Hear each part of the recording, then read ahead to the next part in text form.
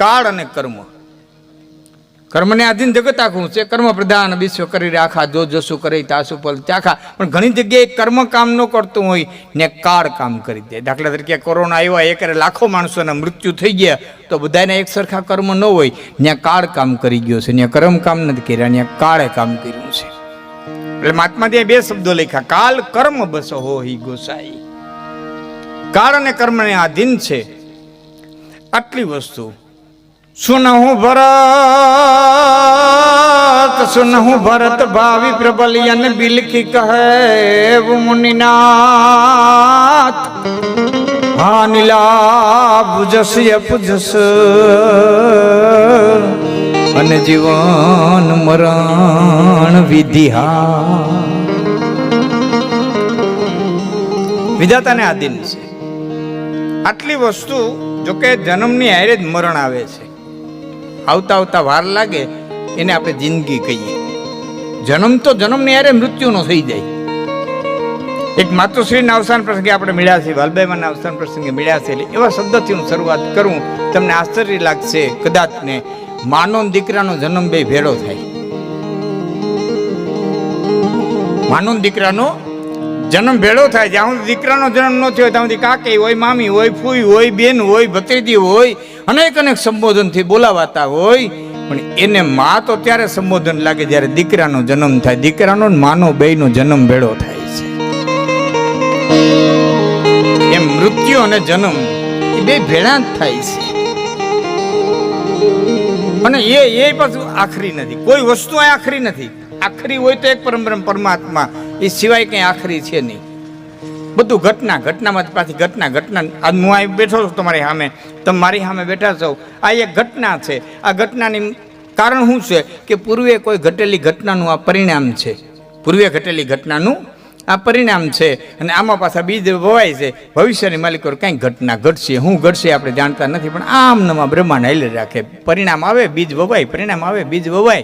જાતસે ધ્રુવ મૃત્યુ, ધ્રુવ જન્મ મૃત્યુ સચ તસ્માત પરિહાર્યાર્થે નાનું શોચંતી પંડિત. હા, આમાં વિદ્વાનો દુઃખ કરતા નથી.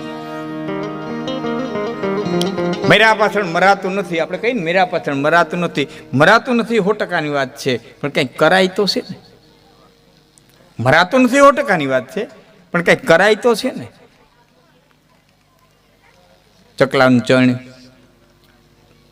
પારેવાને ચણ, ગાયુંને લીલું, બેન દીકરી, ભાણેજડા, સાધુ, બ્રાહ્મણ, ખુદની જ્ઞાતિઓ, કોઈ આવ્યું ગયું એને રોટલો, એની વાહે ક્યાંક કરાય તો છે ને.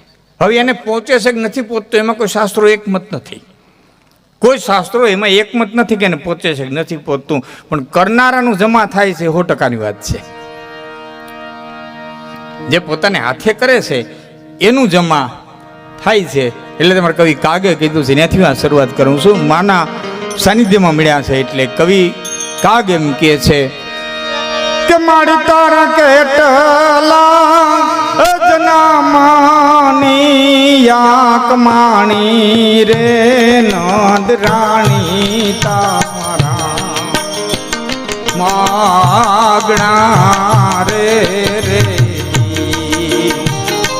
તારા કેટલા જનમાની યાક માણી રે નંદ રાણી તારા માગણા રે રે.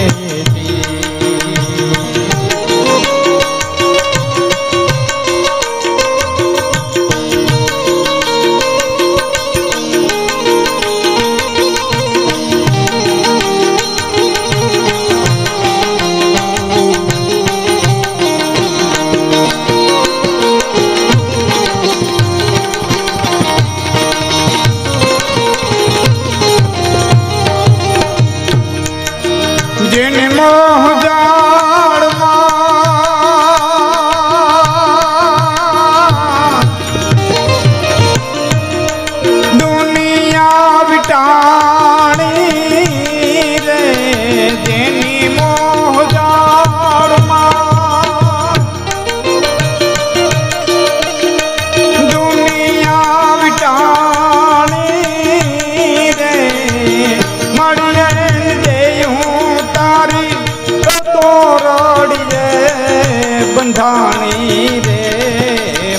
લાડી તારા માગણા રે રે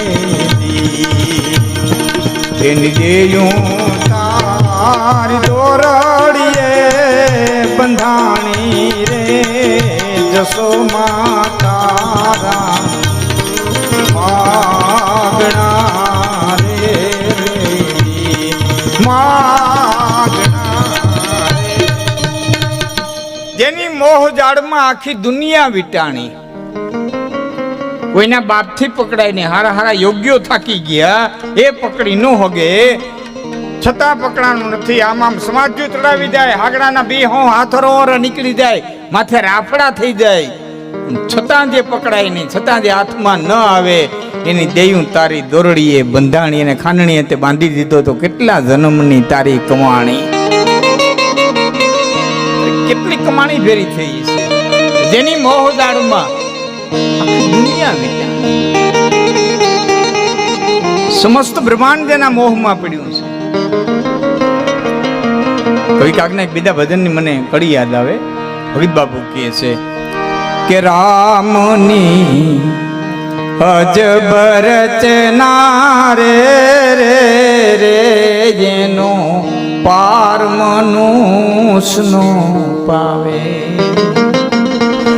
આમ પાર મનુષ્યનો એ પાવે ભલે ને આકાશે વિમાન ઉડાવે યા રામની અજબ રચના રે રે રે એનો પાર મનુષ્યનો પાવે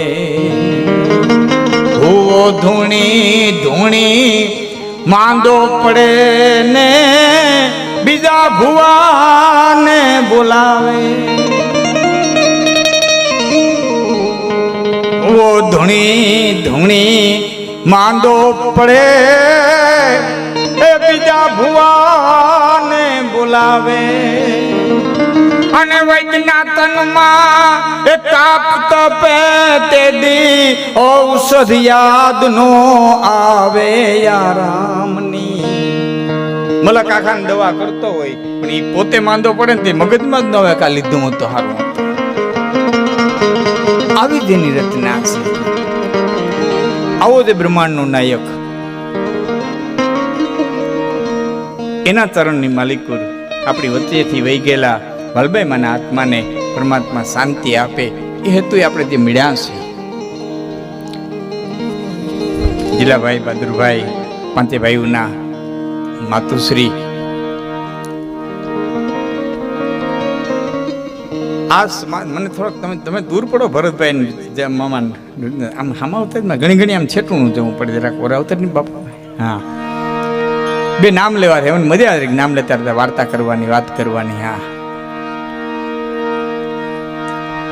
ગોળિયા સાહેબ અવતર્યો તમે આ બધું અહીં જગ્યા છે ઘણી બધી અવતર્યો પાછળ આવો આવો ભર્યું વીરું લાગે છે નથી અવતાર ગોળિયા સાહેબ અવતાર્યો. હા બરોબર રાખે આપણે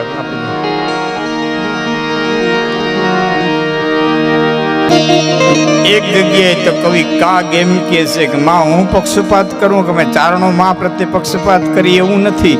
અખિલ બ્રહ્માંડના માલિકે પક્ષપાત કર્યો તો કાગ કહે છે કે જનની કે રોઈજો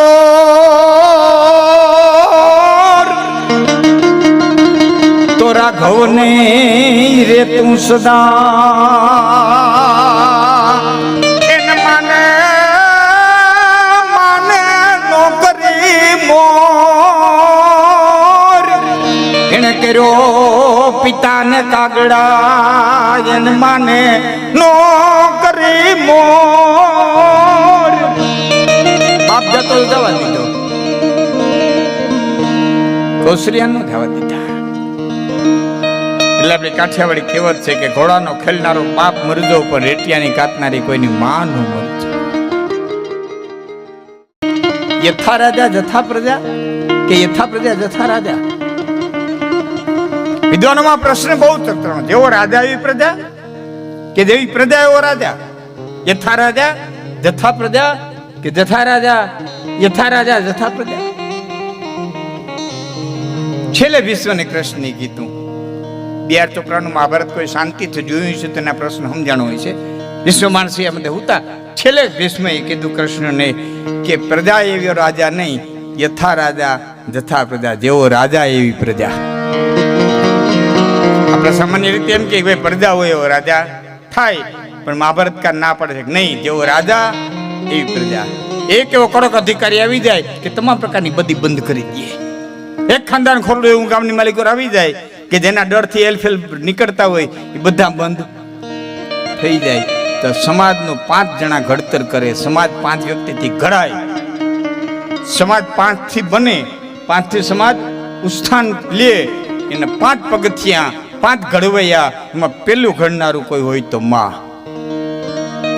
100 શિક્ષકની ગરજ સારતી હોય તો એક માં પેલું ઘડતર કરે કોઈ માં. માં જેટલું શીખવાડે એટલું બાળક શીખે. અને ઘડતર ઘોડિયાને દોરી તાણિયાને કરતી. કે નિજ બાલ સુતે નિત પાલન में रघुनाथ के गायन गावती थी, भरी ज्ञान गीता समझावती थी, भाई मौत का साथ भुलावती थी, तलवार धरी रण जूझने का भाई मोतरा पाठ पढ़ावती थी, घर अंबिका थी रण कालिका थी, सोई हिंद की राजपुतानी थी, सोई हिंद की राजपुतानी थी. निज बाल सुते नित पालन में रघुनाथ के गायन गावती थी, भरी ज्ञान गीता समझावती थी. હાલડાની માલિકો જે રામાયણ ઘોડીને પાઈ દેતી, હાલડાની માલિકો જે મહાભારત ઘોડીને પાઈ દેતી.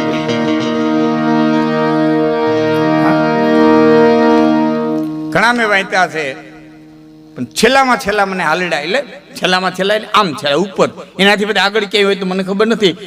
સંસ્કૃતની અંદર પ્રથમ જો હાલડા કોઈએ ગાયા હોય તો સતી મદાલસાઈએ પોતાના દીકરાને હુડાવતા હાલડા ગયા છે અને ઉપનિષદોનો રસ પોતાના દીકરાઓને પાયો છે. 11 ઉપનિષદ હાલડાની માલિકો પાયા હોય એવા નારી આ જગત માટે કોઈ થયા હોય તો સતી મદાલસા. પેલા હાલડા મને સતી મદાલસાના મળ્યા. એ પછી તો બધા હાલડા ગવાના છે. તો નિજ બાલ સુતે નિત પાલન મેં તા રઘુનાથ કે ગાયન ગાવતી હતી. પેલું સમાજનું ઘડતર કરતી હોય તો માં, બીજો સંત, સુપાત્ર સંત આ સમાજનું ઘડતર કરે. ત્રીજો શિક્ષક, બહુ મોટી જવાબદારી છે શિક્ષકની, આ સમાજનું ઘડતર કરે. ચોથો સાહિત્યકાર આ સમાજનું ઘડતર કરે. હા, અટાણે મારી સ્ટેજમાંથી 2 ધારાઓ હાલે છે. એમ તો વર્ષો થયા 2 ધારાઓ હાલે. 2 ધારાઓ હાલે છે, પ્રેય અને શ્રેય. 2 ધારાઓ હાલે, પ્રેય અને શ્રેય. એક એવી ધારાના કલાકારો છે કે જે પ્રેયમાં બોલે જાય છે. એક એવી ધારાના કલાકારો છે કે જે શ્રેયમાં બોલે જાય છે. પ્રેય તમને પ્રિય લાગે એવું બોલો, કેટલું તમને શ્રેષ્ઠ કરશે, કેટલા તમારા આત્માનું કલ્યાણને અર્થ છે એની યારે કાંઈ લેવા દેવા નથી. તમે અમને કાવડિયા દો, અમે તમને વાલું લાગે એવું બોલ નાખીએ. ગમે તમને વાલું લાગવું જોઈએ. તમને અમે કઈ સાચું કે હું નહીં. હા, ઘણી વખત આપણે વેમમાં રહેતા હોય, ઘણા વેમમાં ન નાખતા હોય. બાપા સતને કસટ હોય, કોઈક માંદું પડે ને આપણે ખબર કાઢવા દઈએ, પછી આપણે એમ કહીએ બાપા સતને કસટ હોય એટલે હું નહીં વેમમાં નાખીએ, હું સત્ય છું, મને કસટ છે. બરાબર, કસોટી કેને કરવી પડે? જે ઝવેરીને ખબર ન પડતી હોય એને પાણા માથે ગહવું પડે કે હોનું છે કે નથી. ખબર ન પડતી ઝવેરીને તો પાણા માથે ગહીને જોવું પડે આ હોનું છે કે નથી. બોલો તો તનકી જાને મનકી જાને, જાને ચિતકી ચોરી, અણે અણુમાં વિશ્વથી જાણે છે. એને કસોટી કરવાની ક્યાં જરૂર છે? એ તો ન જાણતો હોય એ કસોટી કરે. સત્યને કસોટી બસોટી કઈ હોતી નથી. સત્ય સત્ય છે, અહીં કર્યા ભોગવવાના છે, બીજું કાંઈ હોતું નથી. કર્મ પ્રધાન ઘણી વખત ઘણા એમ કહેતા હોય ભાઈ સત્ય કોઈને કહેવાય ને, સત્ય કહીને કડવું લાગે. સત્ય કોઈ દી કડવું હોય ને, સત્ય નામ પરમાત્માનું છે. ભાગવતની અંદર 9 વખત સત્યની સ્તુતિ કરી છે. સત્ય સત્ય સત્ય ઈ જ ઈશ્વર, સત્ય ઈ જ નારાયણ, નારાયણ ઈ જ અમૃત. એ સુધા સત્ય કોઈ દી કડવું નથી હોતું, પણ આપણને નથી ગમતું એટલે કડવું લાગે, એ વાત નોખી.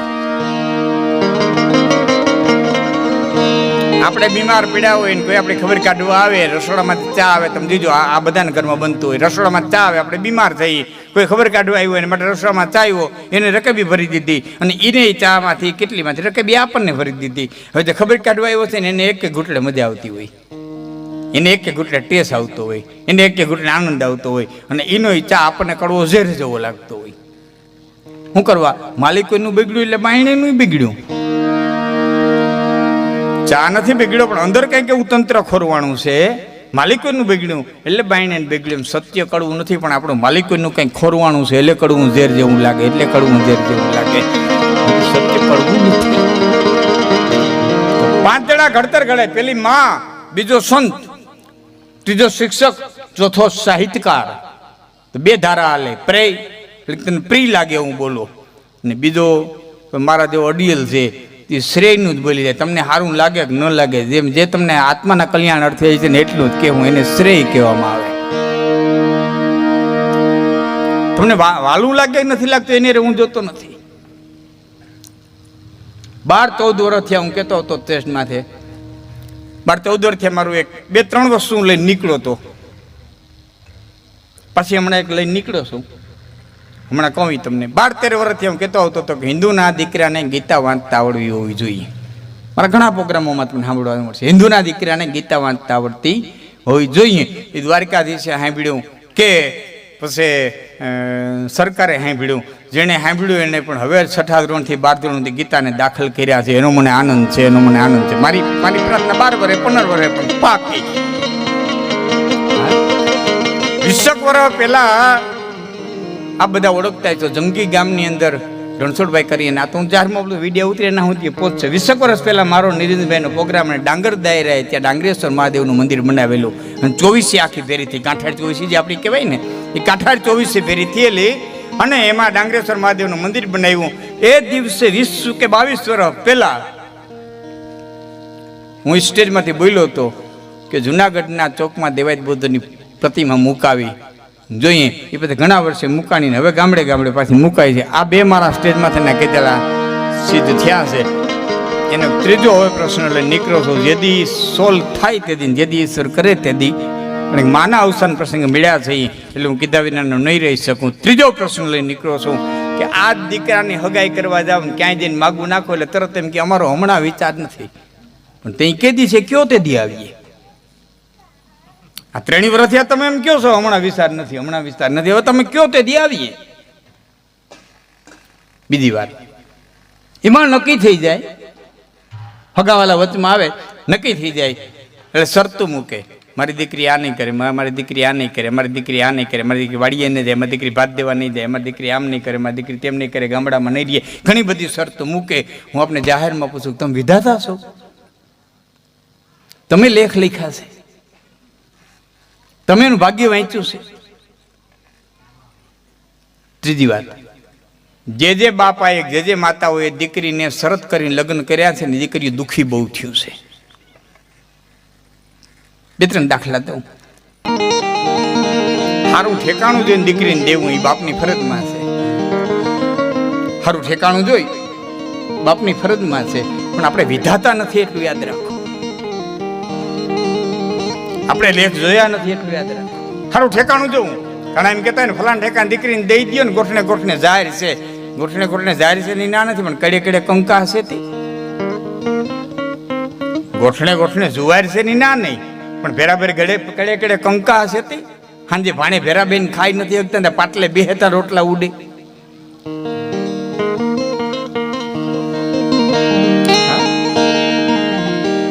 સાંજે ભાઈઓ ભેડા બેન ખાઈ શકતા હોય, બાપ દીકરો ભેડા બેન ખાઈ શકતા હોય, કાકા ભત્રીજા ભેડા બેન ખાઈ શકતા હોય, મામા ભાણેજ ભેડા બેન ખાઈ શકતા હોય, અને સાંજે ખાધા પછી તમારે દવા લેવી ન પડે, ટીકડી લેવી ન પડે, અને હૈખે નીંદર આવી જતી હોય. તમારા સુખ્યું જગતના પટમાંથી કોઈ નથી. બાકી તો બધા દેખાવડાના ખેલ છે, દેખાડાના ખેલ છે. હૈખે નીંદર આવી જતી હોય તો તમારા સુખ્યું જગતના પટમાંથી કોઈ નથી. શરતી લગ્ન બહુ દુઃખ. હું ઘણા દાખલા દઈ રૂ ના દઈ શકું, તને પૂરવા ન દઈ શકું, પણ જેથી મારી કથા છે હું કહે તમને કેટલા કેટલા દાખલા આવે શાસ્ત્રોમાં. આપણે વિધાતા નથી. અને જેટલા જેટલા બાપા આ રીતે પરણાવી છે દીકરીઓ દુખી બહુ થયું છે. છેલ્લી વાત, મારી સામે એક પટેલ રહીએ, ઘણી વખત મને પૂછે, મને કે લાખનજીભાઈ તમારા ભુઈવા ભત્રીજીના રિવાજ છે એ તમને બરોબર યોગ્ય લાગે? અમારામાં તો ચોખા નાતીલા ગોતે, હાવ ચોખા નાતીલા ગોતે, તમને યોગ્ય લાગે? મેં કીધું યોગ્યની મને ખબર નથી, પણ મને એક વાતની ખબર છે કે કુંતાજીની પાછળ સુભદ્રાજી દેવાણા હતા, સુભદ્રાજીની પાછળ પાછા સુરેખાજી દેવાણા હતા. 3 પેઢી સુધી 4 પેઢી સુધી કૃષ્ણે આ સંબંધ જાળવી રાખ્યો હતો. એટલે કૃષ્ણ કરતા હું ડાયો નથી એટલી મને ખબર છે.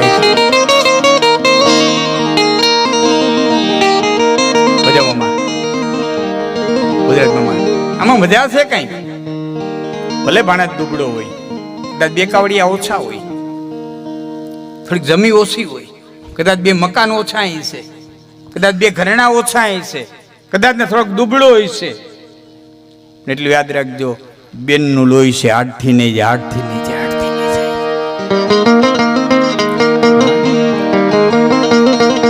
પેલી 2 ખાઈશ મારી પૂરી કરી છે ઈશ્વરે. આ 3જો પ્રશ્ન લઈને હું નીકળો છું. જેટલી પોતાય એટલાય આ તાતી જરૂરિયાત છે. એક તો શરતી લગ્ન ન કરવા, અને બીજા પોતાના જડે ત્યાં સુધી બહુ પારકામાં પડવું નહીં. ત્યાં સુધી પોતાના જડે હોય. બાકી તો સુખ દુઃખ લાભ હાની એ તો બધું આવવા વાળું જવા વાળું છે. એની યારે બહુ મતલબ નથી. એ તો કઈક ને ઇમારતો હતી ને પાછા જમીન ઉપર આવી ગયા હોય, પાછા જમીનમાંથી પાછા ઇમારત ચડી ગયા હોય. એ તો બધું આપણી નજરે સામેના બધા ખેલ છે.